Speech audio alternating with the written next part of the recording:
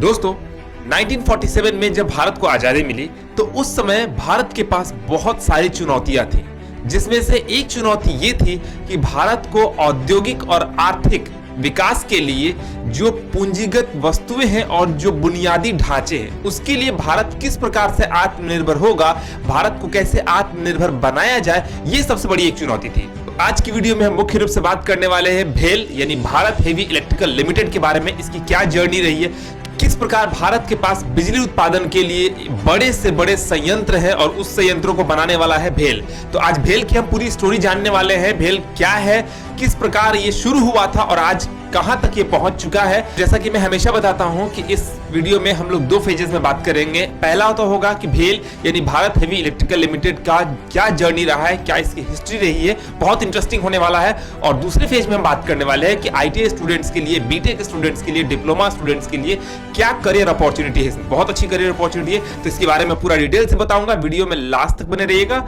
इसरो की वीडियो पे आप लोगों ने बहुत प्यार दिया, बहुत सपोर्ट दिया, इसके लिए आप सभी का तहे दिल से शुक्रिया करता हूं।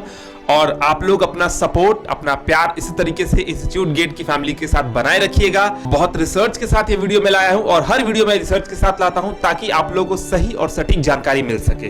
तो चलिए फिर भारत के इसी जज्बे और गौरव को सलाम करते हुए करते हैं वीडियो की शुरुआत।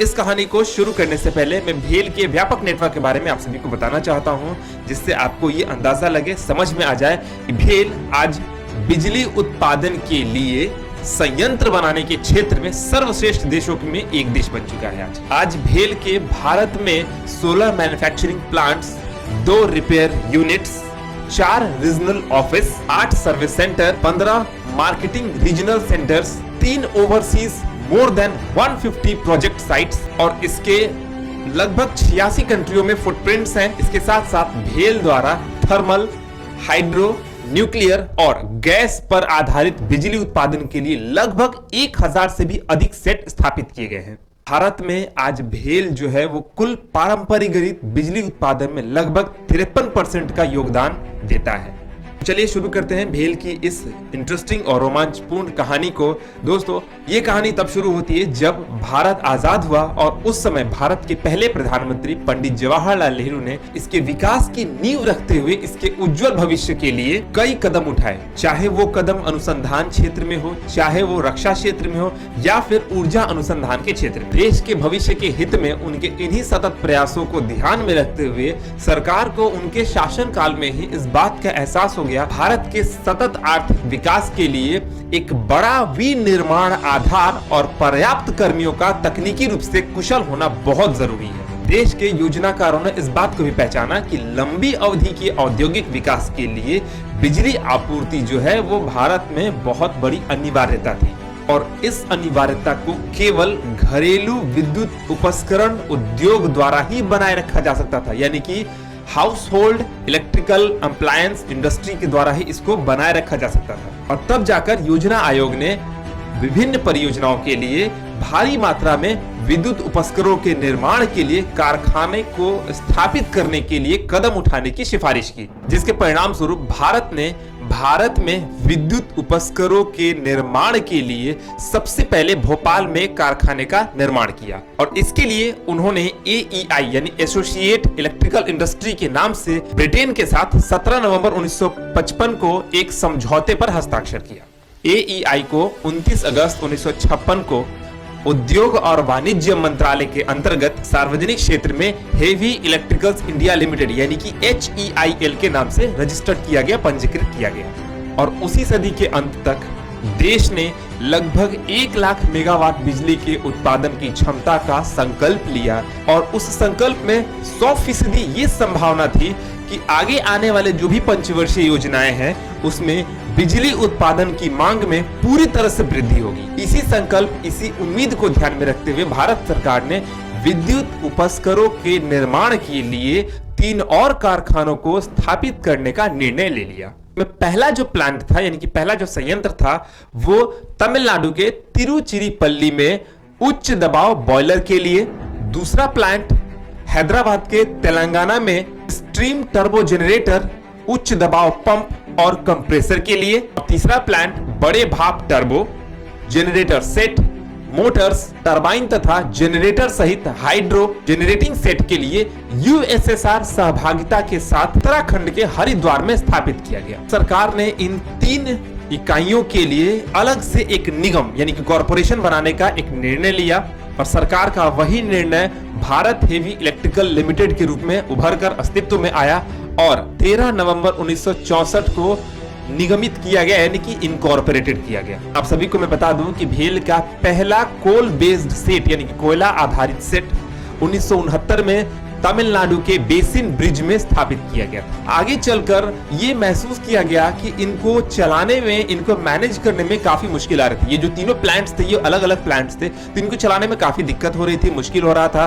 तो इसलिए ये डिसीजन लिया गया कि क्यों ना इसका एकीकरण कर दिया जाएगा, यानी कि इसको पूरा सेंट्रलाइज मर्ज कर दिया जाए। तो सरकार ने सोचा कि क्यों ना इन दोनों कंपनियों को मिलाकर एक कर दिया जाए, यानी कि भारत हेवी इलेक्ट्रिकल लिमिटेड और हेवी इलेक्ट्रिकल इंडिया लिमिटेड को मिलाकर एक कर देने से ये ग्लोबल बेसिस पर यानी कि वैश्विक तौर पर ग्लोबल कंपटीशन को फेस करने में सक्षम हो जाएंगे। तो काफी विचार विमर्श के बाद 1972 में दोनों कंपनियों को मिलाकर आपस में मर्ज कर दिया और 1974 में बिजली उत्पादन की आपूर्ति के लिए उपयोग में आने वाले बड़े बड़े संयंत्रों के निर्माण के लिए भेल का स्थापना हुआ, भेल का निर्माण हुआ। शुरुआती वर्षों में ही भेल को इस बात का एहसास हो गया था कि भारत के भविष्य में जो व्यावसायिक विकास है वह केवल सिस्टम एकीकरण और सेवा क्षमता को विकसित करके, डेवलप करके ग्राहक को संपूर्ण सेवा प्रदान करके ही किया जा सकता है। यह BHEL यानी भेल के इतिहास में एक सबसे बड़ा कदम था। भेल ने वास्तव में वैश्विक उद्यम बनाने की एक नींव रखी जो भारत के कॉर्पोरेट इतिहास में एक लैंडमार्क है। योजना के मुताबिक उन 3 संयंत्रों को जो पहले तेलंगाना में, तिरुचिरापल्ली और हरिद्वार में स्थापित थी, उन्हें अब झांसी में ट्रांसफार्मर फैक्ट्री, हरिद्वार में केंद्रीय फाउंड्री फोर्ज प्लांट और तिरुचिरापल्ली में सीमलेस स्टील ट्यूब प्लांट के रूप में स्थापित किया गया। 70 के दशक में जब ऑयल शॉक यानी कि तेल का संकट आया था, तब उस वक्त भी भेल ने देश की आवश्यकताओं की पूर्ति के लिए अपना महत्वपूर्ण योगदान दिया था। 1980 का जो टाइम था यानी 80 के दशक का जो समय था, वो भेल के लिए बाजार का एक सही समय था, जहां भेल को विदेशी प्रतिस्पर्धा में वृद्धि का सामना करना पड़ा, यानी कि ग्लोबल कॉम्पिटिशन को फेस करना पड़ा। अब 1990 में यानी कि 90 के दशक में भेल की 14वीं विनिर्माण इकाई यानी कि ESD, जिसका पूरा नाम होता है इलेक्ट्रिकल सिस्टम डिवीजन, इसकी स्थापना बेंगलुरु में की गई। इसी दशक के कॉर्पोरेट प्लान ने भेल को पूर्ण रूप से व्यापारिक चुनौतियों का सामना करने में सक्षम बनाया। इसके बाद BHEL ने पवन ऊर्जा, HVDC पावर ट्रांसमिशन और सुपर कंडक्टिविटी की सीमांत क्षेत्र में प्रवेश करने का फैसला लिया। 90s के दशक में ही भेल ने अपने व्यापारिक ऊंचाइयों को छुआ और इसी दशक में भेल ISO 9000 और ISO 14000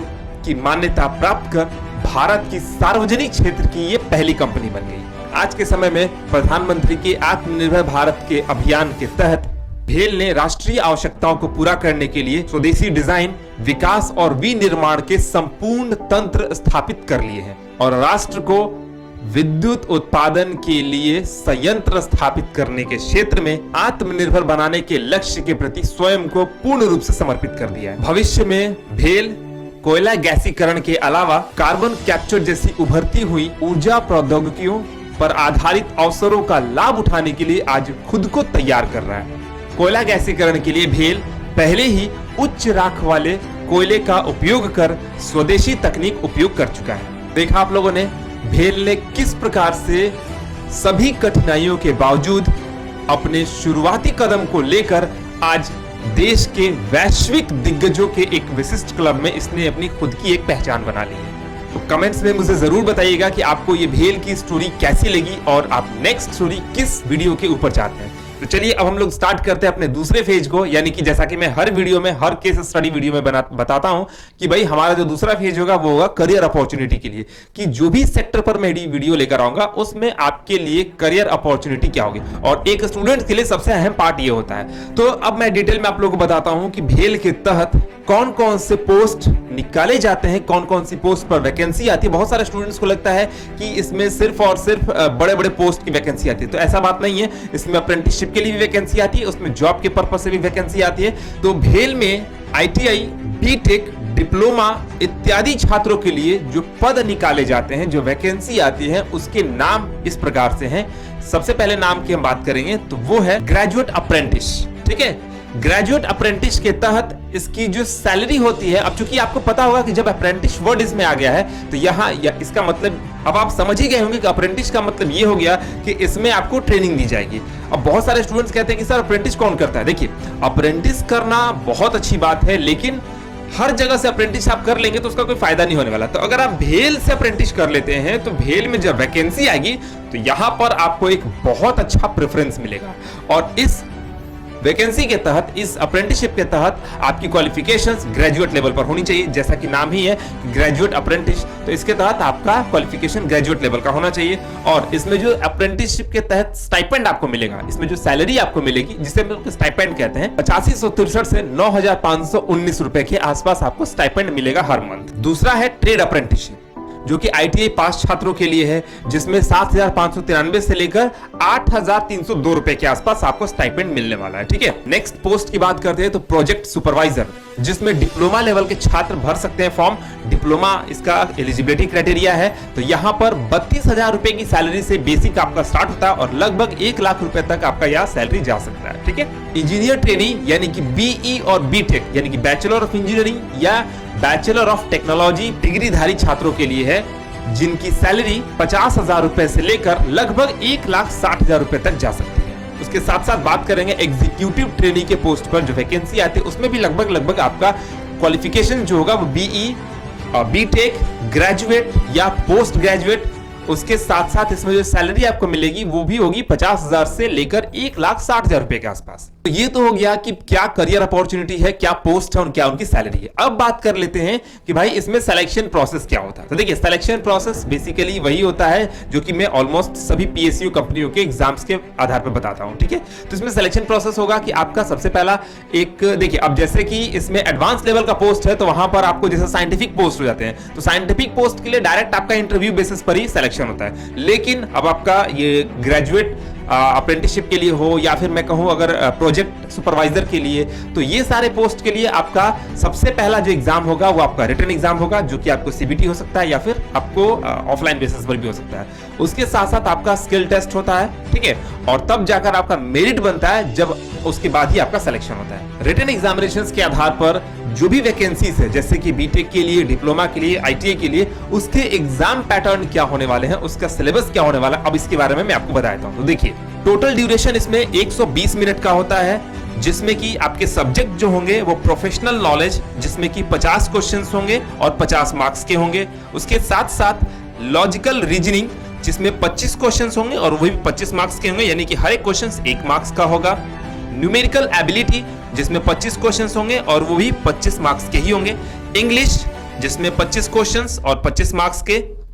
उसके साथ जनरल अवेयरनेस, जिसमें total number of questions 25 and number of marks 25, और टोटल यहां पर हम बात करेंगे तो 150 मार्क्स का ये एग्जामिनेशन होने वाला है, जिसकी ड्यूरेशन है 120 मिनट। यानी कि आप सोच सकते हो कि एक क्वेश्चन पर 1 मिनट से भी कम का समय आपको दिया गया है। ठीक है, तो ये पूरा का पूरा डिटेल वीडियो आपको समझ में आ गया होगा, और उम्मीद करता हूं कि इस वीडियो को आपने काफी एंजॉय किया होगा और ये वीडियो काफी हेल्पफुल आपके लिए रहा होगा।